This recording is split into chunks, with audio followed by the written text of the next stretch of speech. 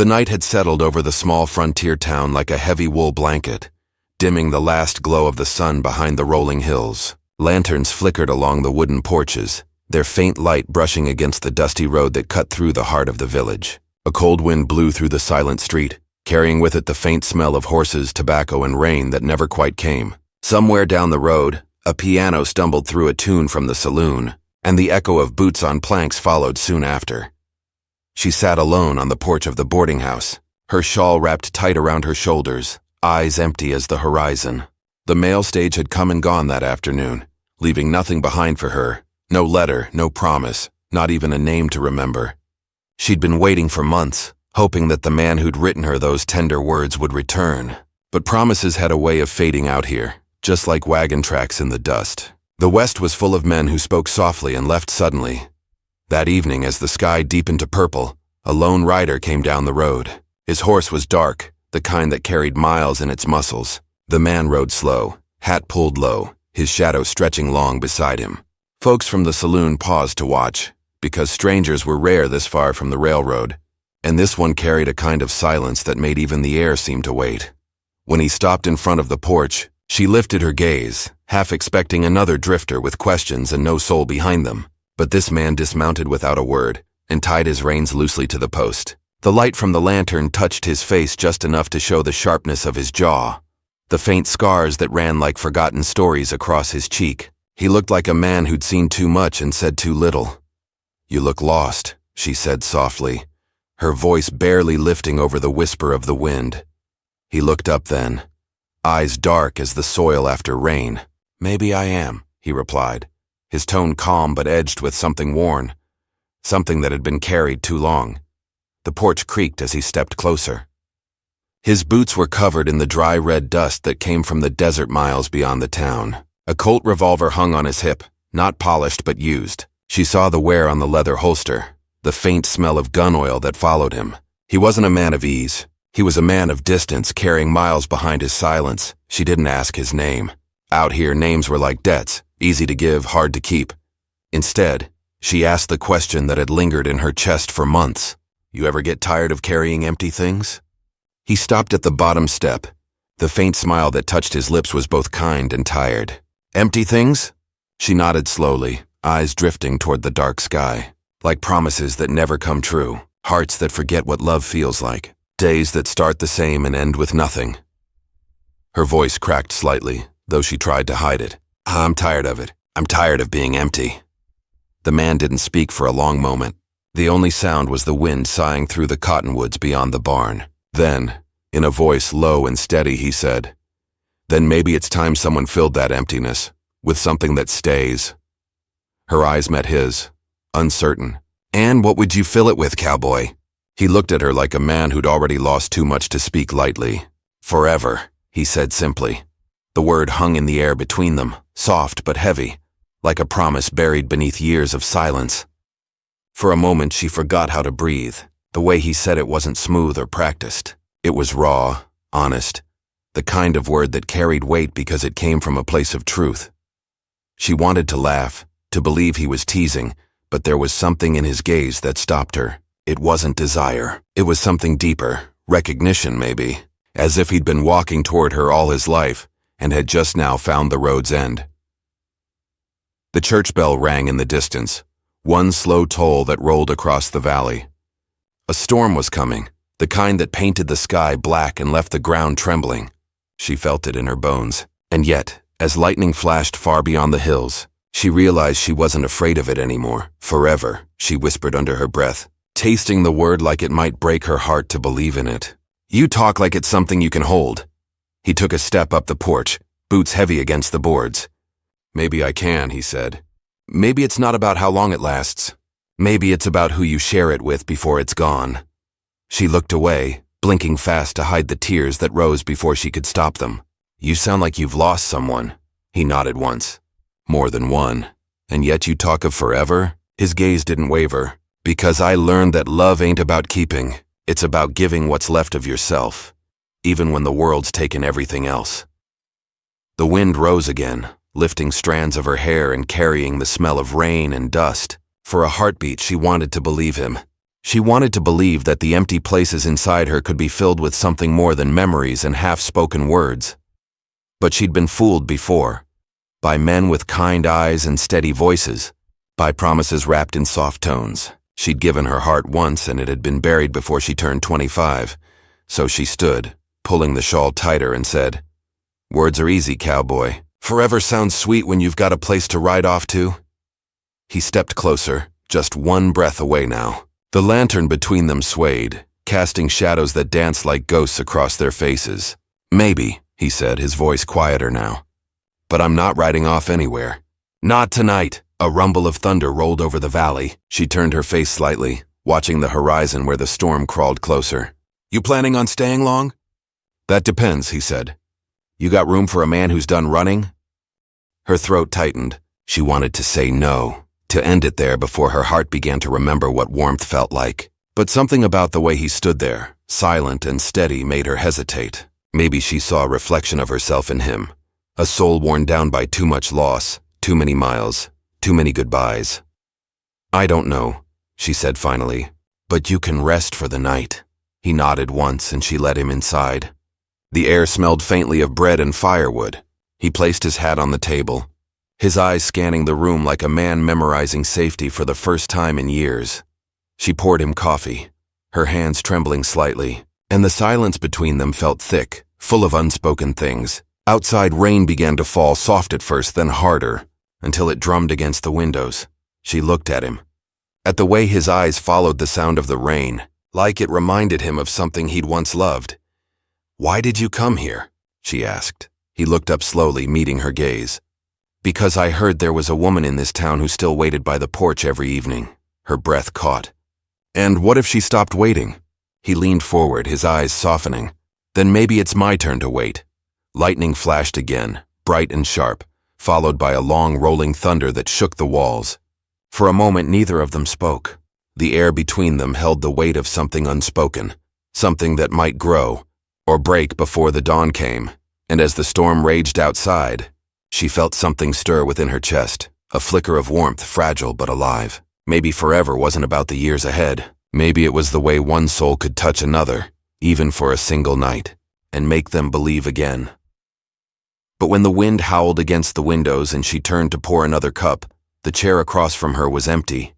Only the sound of the storm answered back. The coffee had gone cold by the time she realized he was gone. The door stood open, the night wind slipping through the cracks and making the curtains dance. For a long moment she didn't move, just stood there staring at the empty chair across the table, her heart heavy with the same familiar ache. Maybe he'd been a dream, a shadow that drifted in with the storm and vanished with it. But then she saw the mug, half empty, still warm to the touch. He'd been real. She stepped onto the porch, rain still dripping from the eaves. The sky was breaking open now, the storm crawling east toward the ridge. She scanned the road, but there was no sign of him. Only the sound of the river below and the faint creak of the windmill behind the barn. He'd left without a word, just like the others. And yet there was something about him that lingered, something different. She felt it in the quiet air he left behind, in the way her heartbeat hadn't settled since he rode in. That word, forever, kept circling through her mind like a whisper that wouldn't fade. It wasn't just what he said, it was how he said it, like he'd known what emptiness felt like too. The next morning, the sun rose pale and uncertain, its light crawling slowly across the wet dirt road. The town woke the same way it always did. Mr. Geller's wagon clattered past the mercantile. The blacksmith's hammer started up by 7, and the preacher rang his bell for the morning prayer that only 3 people ever attended. She wrapped her shawl tighter and went to fetch water from the well behind the house, still thinking about him. She tried to push the thought away, but the image of that quiet cowboy stayed with her, the steadiness in his eyes, the way he looked at her like he'd seen ghosts of his own. As she filled the bucket, Mrs. Cooper came out from her back door next door, balancing a basket of laundry. "You hear the horses last night?" she asked, her tone full of curiosity. "Someone passed through after midnight. Didn't stop nowhere." She nodded faintly. "Yes, I heard." Mrs. Cooper smiled in that way folks did when they sensed something they shouldn't. "Strangers don't stay long in this town. Folks around here got used to leaving before they're known." "I guess they do," she said quietly. By afternoon, the road had dried. and the smell of dust and grass hung in the air again. She swept the porch, pausing now and then to watch the far horizon. She told herself she was just looking at the weather, but her heart knew better.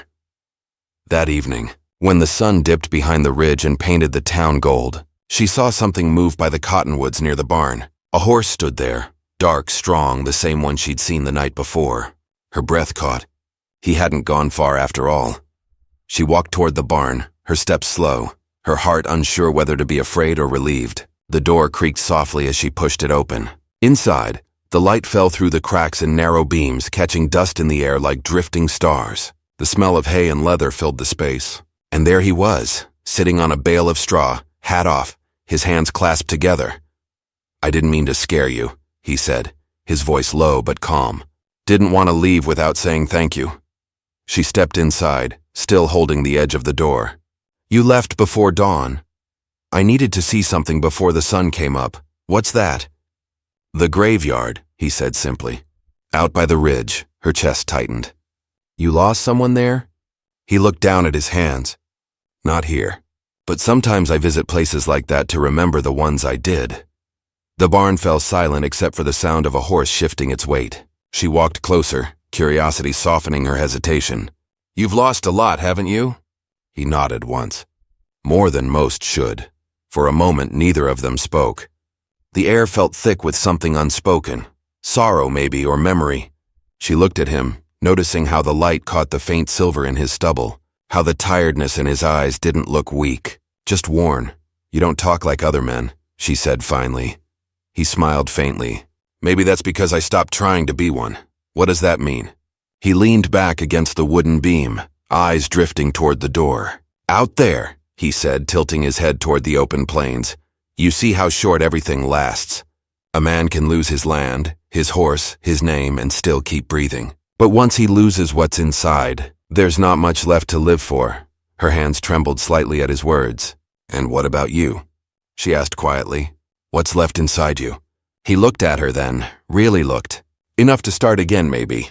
If I can find something worth keeping."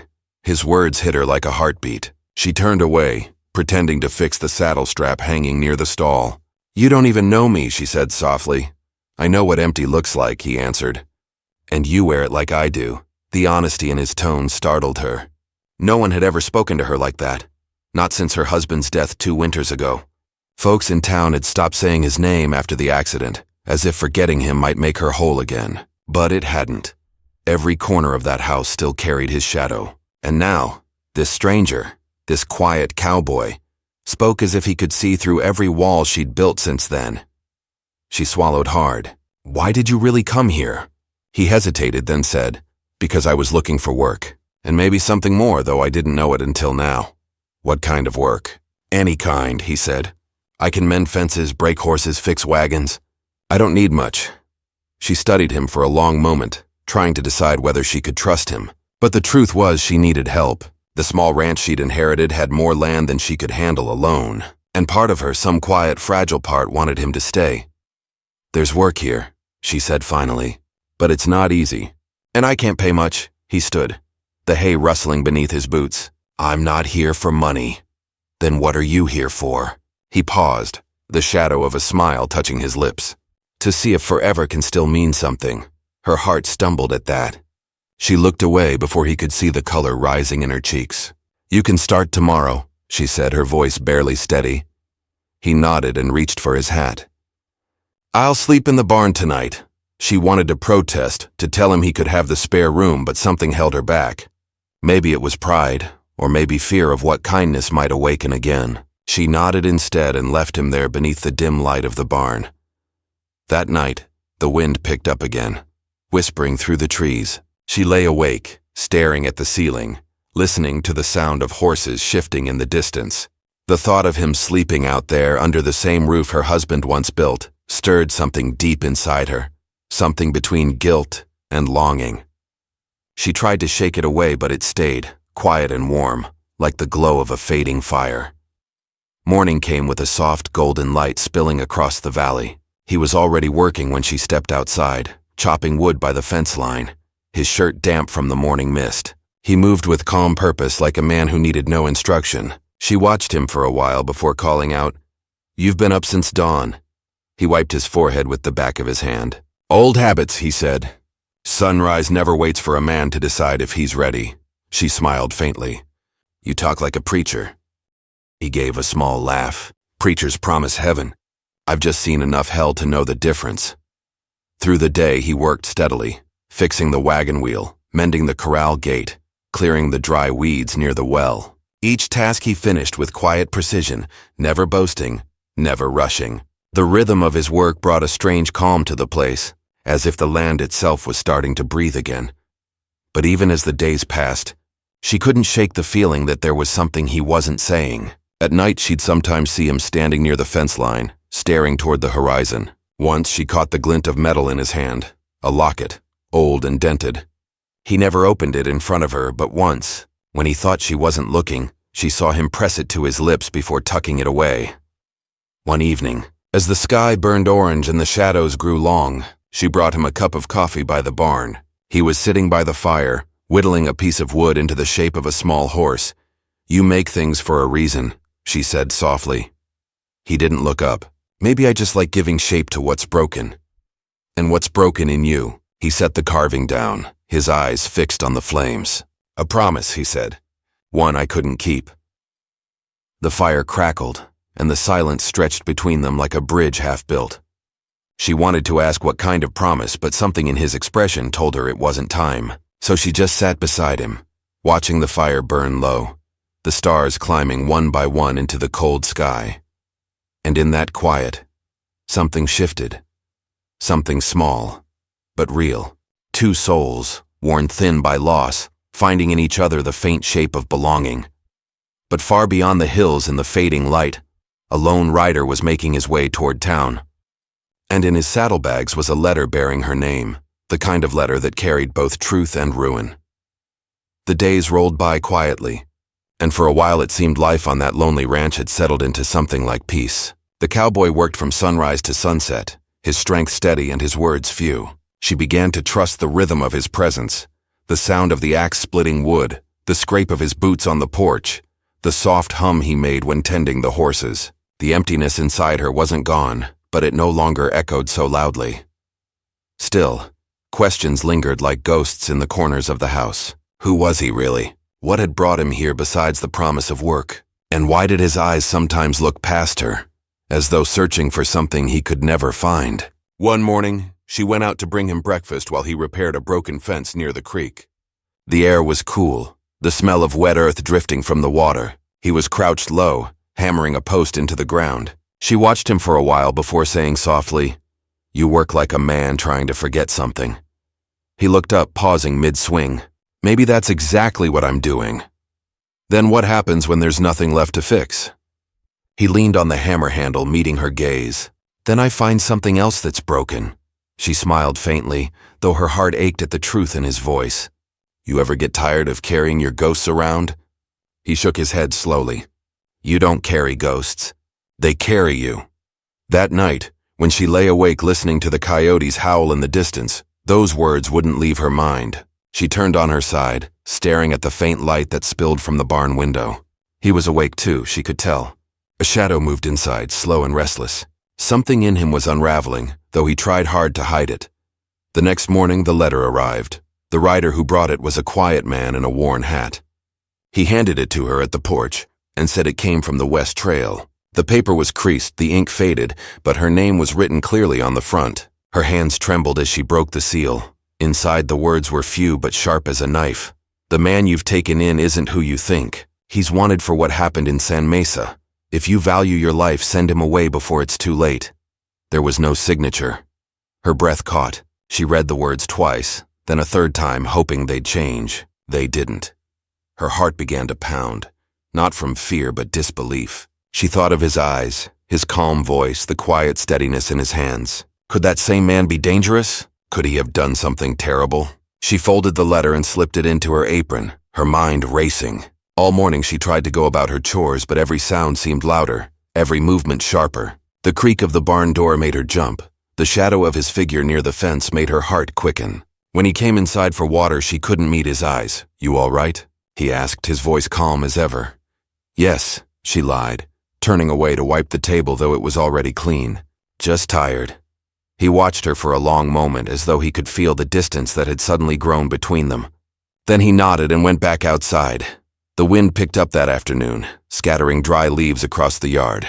She stood by the window, watching him work. The letter burned in her apron pocket, each word whispering louder with every hour. She wanted to ask him, wanted to know the truth, but fear held her tongue.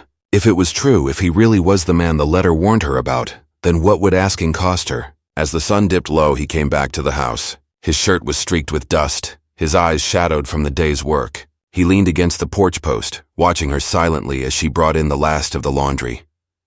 "You've been quiet," he said softly. "Just thinking," she answered. "About what?" "About people," she said after a pause. "How sometimes they look one way, but turn out to be something else." His jaw tightened slightly. "You got reason to doubt me?" She froze. His tone wasn't angry, but it carried a weight that made her heart skip. "No," she said quickly. "I didn't mean it like that." He studied her for a moment, then nodded. "Good," he said, "because I came here to start over, not to hide from anyone." His words should have comforted her, but instead they deepened the ache in her chest. She wanted to believe him, needed to, but that letter sat heavy in her pocket, demanding she face a truth she wasn't ready for. That night, as rain began to fall again, she sat by the fire, the letter open on the table beside her. When the door creaked, she hurried to fold it away, but not before he saw the edge of it. He walked closer, eyes narrowing slightly. "What's that?" he asked.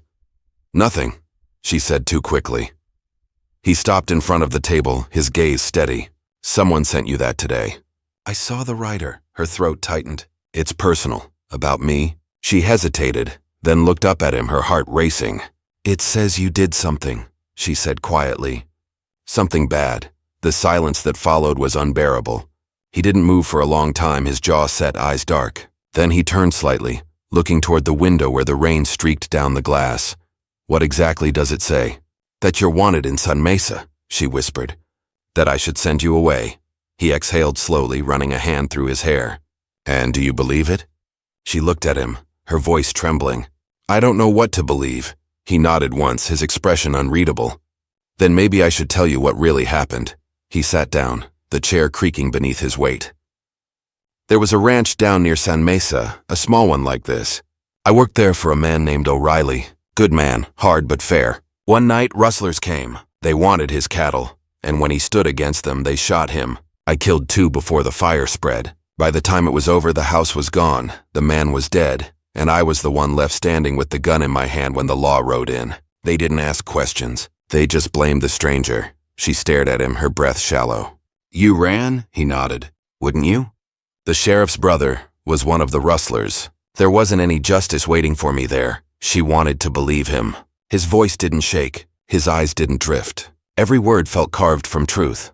But doubt was a heavy thing. It didn't let go easy. "Why come here?" she asked. He looked at her, and for the first time she saw something raw in his expression. "Because I heard about a woman who'd lost everything too. And I thought maybe 2 broken souls could build something new." The fire cracked softly. Neither spoke for a long while. She felt tears sting her eyes but blinked them back. "If it's true," she said quietly, "they'll come looking." "I know," he said. "They already are." Her blood went cold. "What do you mean?" He turned toward the door, listening to the wind.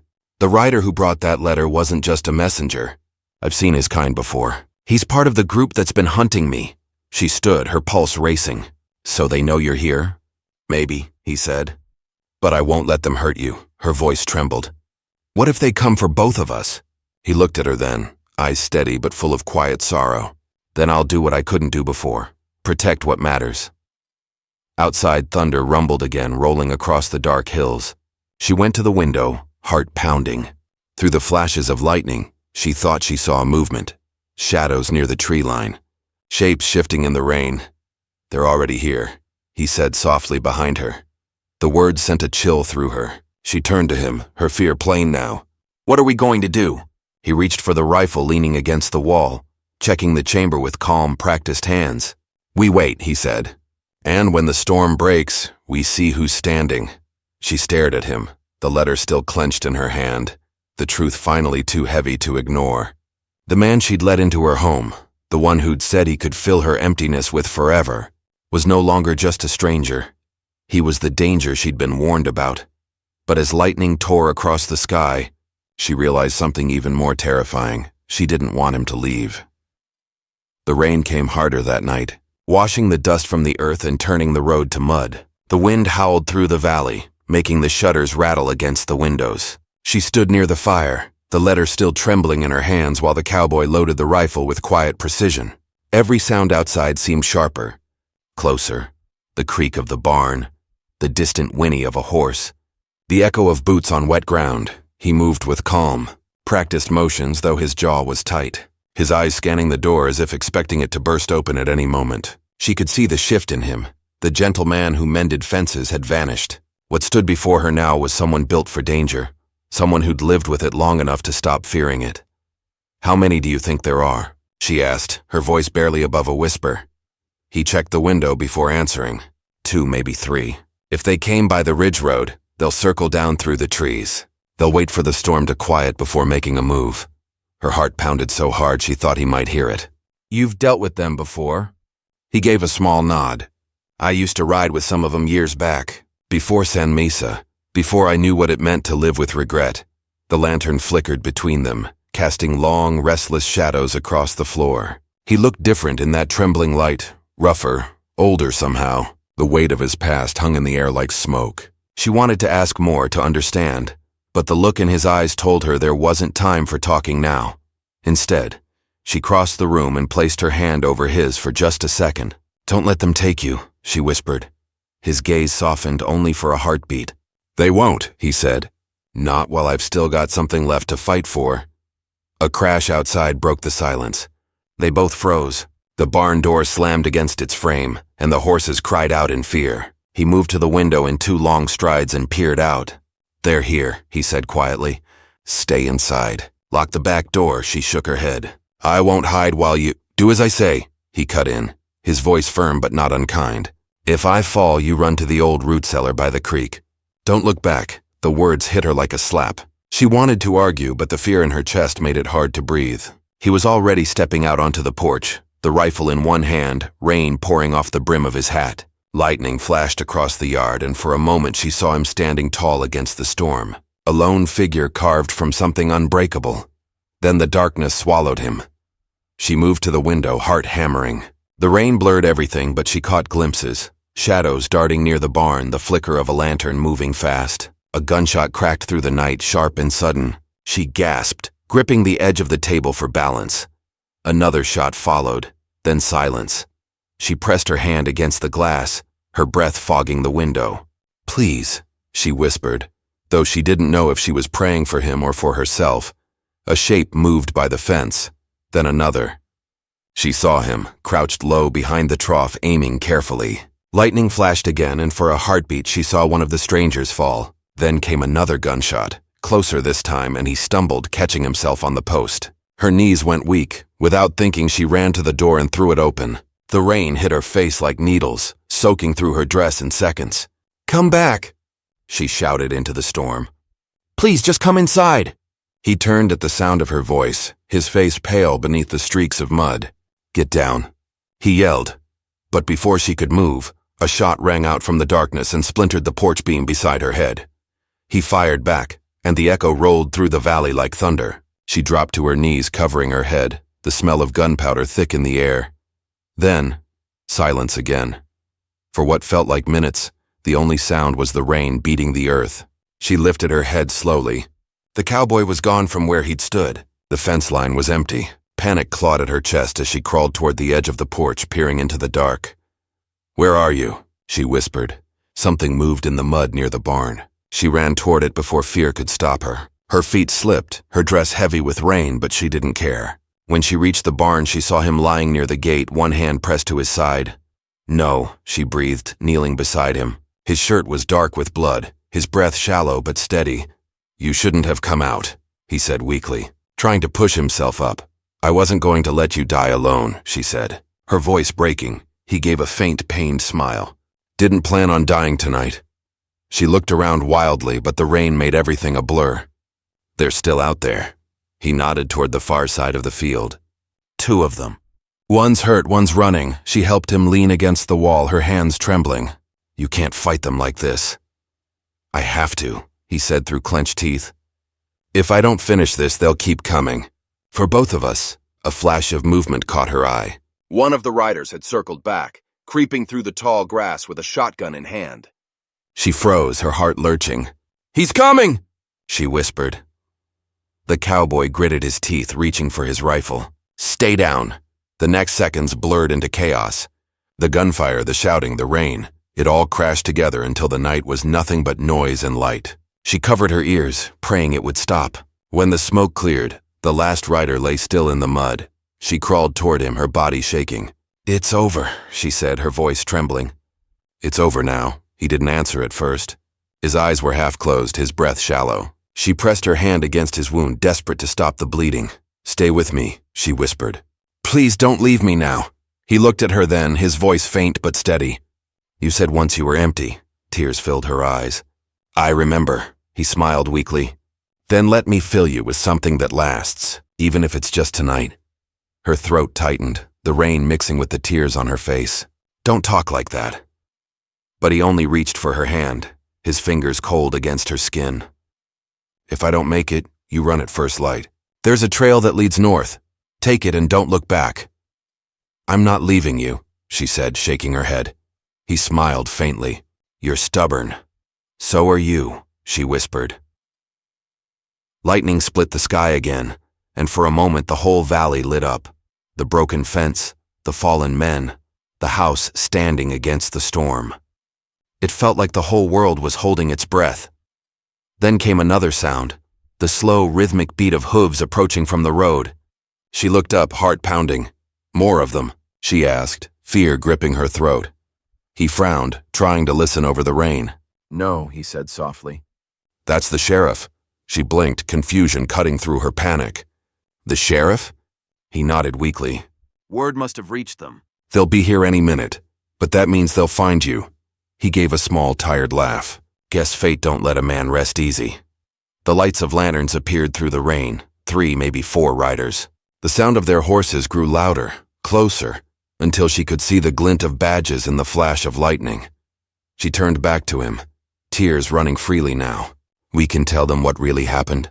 We can make them understand. He looked at her gently, his voice barely above a whisper.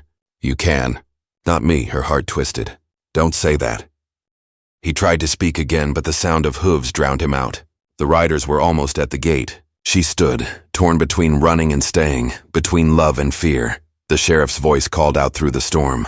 Is anyone alive out there? She looked down at the cowboy. His eyes met hers, steady, calm, unafraid. I told you once, he said softly. Forever don't mean how long it lasts. It means what you'd give to keep it. She knelt beside him, gripping his hand as the lantern light reached them. The sheriff swung off his horse, shouting orders to his men. The rain was slowing now, but the tension in the air only grew heavier. He was bleeding fast. She pressed her hand harder to his wound, refusing to let go. You stay with me, she whispered fiercely. You said forever. Outside, the lawmen spread out shouting, guns drawn. Thunder rolled across the valley again, deep and hollow. The wind carried the smell of blood and rain, and as the sheriff's boots splashed closer, she knew this was the moment everything would change, whether for love, for truth, or for loss. She couldn't tell. All she knew was that forever was running out.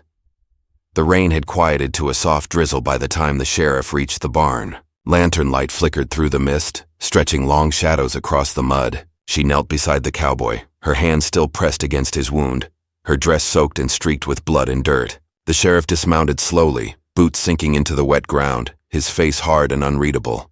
What happened here? He asked, his voice steady but edged with suspicion. She swallowed, forcing herself to meet his gaze. They came for him, she said. Those men, he didn't start this. He only defended himself. Defended me! The sheriff's eyes moved from her to the body sprawled in the mud, then to the wounded man slumped against the wall. That true? He asked the cowboy. The cowboy managed a faint nod. Rustlers from San Mesa, same ones that burned O'Reilly's ranch. Been after me since I put one of them in the ground. His words were slow, each one drawn with effort. The sheriff knelt beside him, his expression softening. You've had a price on your head for a long time, son. Lot of folks said you ran because you were guilty. I ran because I didn't trust the kind of law that listens to lies, the cowboy said quietly. But maybe I'm done running now, the sheriff sighed, standing up and signaling to one of his men. Fetch the doc from town, quick as you can. As the deputy rode off, she brushed the wet hair from the cowboy's forehead, whispering softly, "You're going to be all right." He gave a weak smile. "You always say things like you can make them true." "I have to," she whispered. "Someone has to believe in something." He closed his eyes, and for a moment she thought he'd slipped away. But then his fingers tightened slightly around hers, and she held on tighter. The sheriff looked around the barn, then back at her. "You said they came for him. How'd they know where to find him?" Her breath caught. The letter. She had almost forgotten it in the chaos. "Someone sent me a warning," she said, reaching into her apron and pulling out the damp folded paper. "Said he was dangerous. Said to send him away." The sheriff took it, scanning the ink. His jaw hardened. "I know this handwriting," he said after a moment. "This is one of the men lying out there. He must have sent it before they rode in. Tried to spook you into giving him up." Her stomach twisted. "He wanted me to betray him." "That's how men like them work," the sheriff said quietly.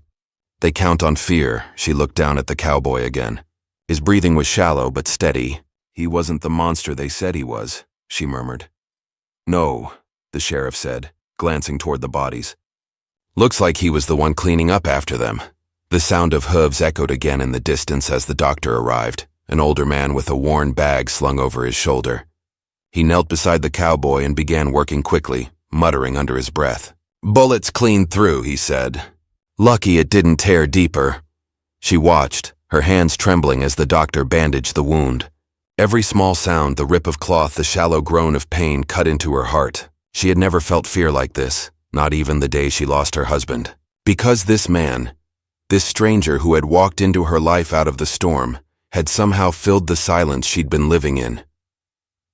When the doctor was done, he stood and nodded.